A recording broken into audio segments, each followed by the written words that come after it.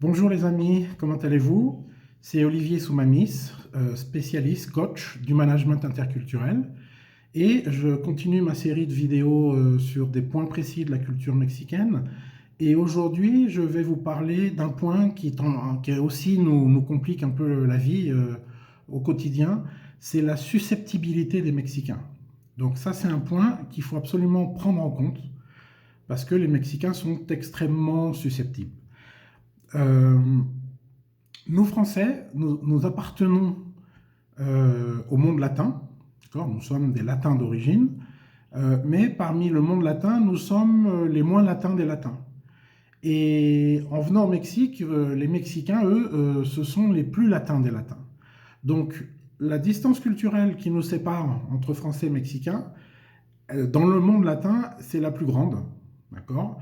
Mais nous appartenons au monde latin. C'est-à-dire que les Allemands, eux, c'est un autre monde, c'est le monde germanique, c'est plus les mêmes normes, valeurs, etc. Mais ceci dit, pour les Français, par exemple, ce point de la susceptibilité, parce que, en fait, plus on est latin, et plus on est dans l'émotion. Les Mexicains sont extrêmement émotionnels. Si je devais faire un dessin d'un Mexicain, je ferais un cœur énorme. Le Mexicain, il est dans l'émotionnel. Alors, il y a un côté positif, ils sont très chaleureux, ils sont oui, très chaleureux, ça c'est sûr, mais il y a aussi le côté obscur de la force, et donc il y a le côté négatif, ça va être le côté susceptible. Au même titre qu'ils sont extrêmement chaleureux, et eh bien dans le côté plutôt négatif, c'est qu'ils sont extrêmement susceptibles. C'est-à-dire qu'il y a des cultures qui sont plus dans l'émotionnel, et il y a des cultures qui sont plus, on va dire, intellectuelles. Quand je dis intellectuel, je ne dis pas déjà plus intelligent, hein, non. On a tous, quand on est né, on a tous plus ou moins le même QI. C'est pas ça pour le point. Le point, quand je dis intellectuel, c'est analytique. C'est-à-dire que nous, Français, on est dans le rationnel, dans la logique et analytique. Il faut tout analyser, il faut tout penser avant de faire. Les Mexicains, ils réagissent plus avec leur tripes. Donc c'est plus dans l'émotion et puis on réagit à l'instinct plutôt. Nous, on est plutôt réfléchi, eux, ils sont plus dans l'instinct. Donc ça, c'est à prendre en compte. Et puis bon, le point de la vidéo, c'est ce côté susceptible. Alors, nous, Français, on est habitués depuis tout petit à ce que moi j'appelle l'humiliation publique. Vous vous souvenez, souvenez-vous quand vous étiez ou en primaire ou en secondaire, il y a certainement une matière où vous n'étiez pas très bon. Bon, moi, c'était les mathématiques, par exemple. Mais souvenez-vous quand la maîtresse rendait les copies le lundi matin et elle rendait les copies de la dictée qu'on avait fait la semaine d'avant. Donc déjà les copies, quand elle va rendre les copies à ses élèves, les copies sont classées. Donc les premières, ce sont les meilleures, hein, donc les 18, les 19, les 17. On donne aux enfants, on les félicite. Et puis on arrive à la dernière. Et la dernière, la maîtresse, elle va prendre la feuille comme ça du bout des doigts, comme si la feuille était très sale. Et puis elle va la montrer à tout le monde en disant, regardez, la copie de Pichu, comme d'habitude, 52 fautes. Donc ça fait rire tout le monde, sauf Pichu bien sûr. Et elle va dédaignement lui jeter comme ça, ou lui poser sur son bureau, et en lui disant, je pense que ça va rappeler des mauvais souvenirs à beaucoup, dont à moi, hein, vous n'y arriverez jamais, monsieur Soumamis, dans la vie si vous continuez comme ça.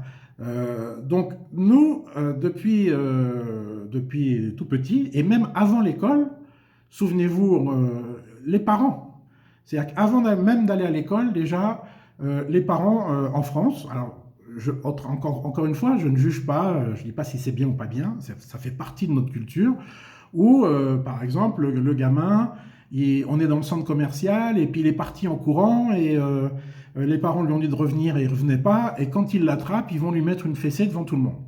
Ils vont lui mettre une fessée dans le centre commercial et donc devant tout le monde. Donc nous, depuis tout petit, on est habitué à ce que j'appelle l'humiliation publique, et donc ça nous a développé une capacité d'encaissement, d'encaisser.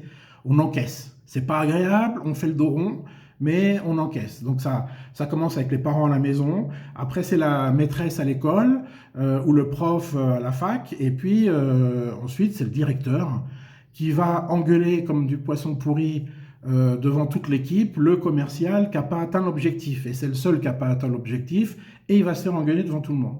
Mais ce commercial, eh ben, il est déjà passé par ses parents qui lui ont mis une fessée devant tout le monde, et la maîtresse à l'école. Donc on a une capacité d'encaisser ces moments-là où on se fait engueuler pour ce qu'on a fait ou n'a pas fait. Et donc voilà. Et donc forcément, on va reproduire ce schéma. C'est-à-dire que nous aussi, maintenant, c'est nous les adultes, c'est nous les directeurs dans les entreprises, c'est nous les parents, ou c'est nous les profs à l'école, et on va faire la même chose. On va engueuler, on aura tendance, peut-être qu'on va diminuer, bon, je généralise encore une fois, mais on est dans une culture de confrontation où ça passe par la confrontation forte. Bon, ça, c'est en France. Maintenant, au Mexique, quand vous serez au Mexique, ou si vous êtes déjà au Mexique, observez votre environnement. Et par exemple, vous êtes dans un restaurant en train de déjeuner, et il y a des enfants qui courent dans le restaurant, ce qu'on ne voit pas en France, mais qui courent dans le restaurant, et vous ne verrez pas les parents les engueuler, leur dire quelque chose. Alors ça peut arriver, hein, je veux dire, tous les Mexicains ne sont pas faits dans le même moule, mais c'est quand même beaucoup plus rare qu'en France de voir des parents qui vont engueuler devant tout le monde. C'est surtout ça le point. Ça ne veut pas dire que les parents mexicains n'engueulent pas leurs enfants, mais jamais en public. Il ne faut jamais dire jamais, mais rarement en public. D'accord ? Donc ça, c'est des points importants, parce que ça sous-entend que les Mexicains n'ont pas notre pouvoir d'encaissement quand ils se font engueuler. C'est-à-dire qu'ils n'ont pas l'habitude. Même à la maison, les Mexicains ne sont pas dans la confrontation. Donc nous, on est dans la confrontation. Les rapports humains en France, les relations interpersonnelles en France, c'est de la confrontation. Alors c'est de la confrontation dans le couple, c'est de la confrontation des parents avec les enfants, c'est de la confrontation, c'est le syndicat avec le patronat, c'est toujours de la confrontation. Il y a d'autres cultures, hein, les Allemands, ils sont dans la négociation, on trouve le compromis. Nous, il n'y a pas de compromis. Nous, on ne cède pas, et c'est à celui qui va taper plus fort sur l'autre. Donc, ici au Mexique, clairement, cette attitude française, qui est bien en France, hein, en France, mais là, vous, Français, qui allez arriver au Mexique, ou si vous êtes déjà au Mexique, vous ne pourrez pas vous comporter comme ça. C'est-à-dire que les Mexicains ne sont pas habitués, et encore moins devant tout le monde. Donc moi qui suis coach en entreprise, je peux vous dire qu'il y a plein de problèmes de directeurs français qui engueulent comme du poisson pourri à un subordonné ou une subordonnée, et ils le font dans le bureau devant tout le monde. Cette personne, alors où elle se met, il n'y a pas très très longtemps, j'ai eu un directeur qui m'explique sa situation, il engueule quelqu'un, une femme qui avait une quarantaine d'années, et elle se met à pleurer. Et elle se met à pleurer, et lui, il était désarçonné. C'est-à-dire que, pourquoi elle pleure? Je lui dis, parce que tu l'engueules. Il me dit, oui, mais ça fait 3 fois que je lui explique la même chose, et elle continue à faire la même erreur. Donc là, je me suis énervé. Oui, mais c'est ça le problème, c'est que y a une règle au Mexique, le premier qui crie, le premier qui perd le contrôle, il perd. Même s'il a raison, ce directeur, il avait certainement raison qu'au bout de 3 fois, ça suffit. Déjà, ça fait 3 fois que je t'explique, tu fais plus cette erreur. Mais ici au Mexique, engueuler, c'est contre-productif. Se mettre à crier, c'est contre-productif. Il vaut mieux développer des trésors de pédagogie. Il faut expliquer, il faut être dans la pédagogie pour expliquer pourquoi tu as fait. On va essayer de comprendre pourquoi tu as fait cette erreur. Mais c'est clair que le Mexicain va pas. Donc cette femme, elle avait une quarantaine d'années, il m'a expliqué, et elle s'est mise à pleurer, et lui, il savait plus quoi faire. Il était un peu mal parce que c'était pas son idée de. Puis en plus, il l'attaquait pas elle personnellement, il l'attaquait son travail. Mais là encore une fois, les Mexicains vont tout prendre pour eux. Même si vous parlez de leur tâche, de la tâche sur laquelle ils devaient travailler, ils l'ont mal réalisée. Donc vous allez vous focaliser sur la tâche. C'est pas comme ça qu'il fallait faire autrement. Mais eux, ce qu'ils vont entendre, c'est que vous êtes en train de leur dire qu'eux, ils sont nuls, qu'ils ne savent pas travailler, parce qu'ils vont tout prendre pour eux. Ils vont tout personnaliser. Et ils vont tout prendre dans les tripes. Et bien évidemment que tout ça, ça va permettre de se victimiser. Donc il y a une grosse tendance au Mexique de se victimiser. C'est toujours le chef qui m'a crié dessus, donc celui qui crie, c'est le méchant. D'accord? Donc, voilà, pour nous, Français, il va falloir faire très attention d'essayer d'être le plus calme possible, parce qu'encore une fois, il y a cette règle qui fonctionne très bien, hein, c'est le premier qui crie, il a perdu, même s'il avait raison, même si c'était justifié, il a perdu. C'est-à-dire que la personne que vous avez en face de vous, vous êtes en train d'engueuler, elle va se fermer comme une huître, et là, vous n'obtiendrez plus rien d'elle. Il va falloir attendre, parce que là, vous l'avez vexé, donc il y a ce côté donc, susceptible, donc vous l'avez vexé, en plus devant les autres. Donc il y a plein de cas où les gens, le lendemain, ils sont pas là, ils ont été chez le médecin, et voilà, ils sont malades, et ils ont un arrêt maladie d'une semaine, parce qu'ils sont malades, mais parce qu'ils le vivent vraiment très mal. Parce que la susceptibilité au Mexique, elle est à fleur de peau.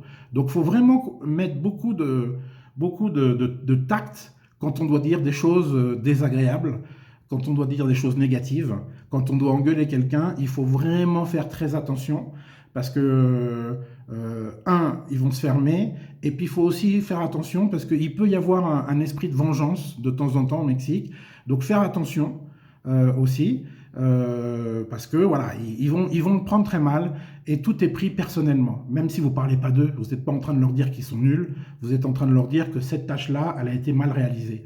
Mais eux, c'est pas ce qu'ils entendent. Eux, ils entendent que tu es en train de me dire que moi, je suis nul, etc. Moi, souvent, les Mexicains qui travaillent dans des entreprises françaises me disent « Mais même mon père, il m'a jamais parlé comme ça. » Donc, ça, c'est une phrase qui revient souvent. « Ni mi papa jamás me habló así. » Donc, voilà, il faut, nous, Français, vous qui voulez vivre et travailler au Mexique, il va falloir apprendre à développer beaucoup plus de tact, beaucoup plus de diplomatie, si vous voulez que ça se passe bien avec vos fournisseurs, avec vos clients, avec vos équipes. Bon, là, on parle vraiment dans le travail, mais même au quotidien, avec le commerçant du coin, si vous commencez comme on le fera en français, ouais, mais tes produits, ils sont pourris, etc. Au Mexique, on ne parle pas comme ça. Au Mexique, on ne dit pas les choses aussi brutalement. Les Mexicains, ils sont toujours positifs, on avait vu ça dans une autre vidéo, ils ont toujours le sourire, et ils vont toujours dire les choses en mettant beaucoup de forme pour arriver à faire passer le message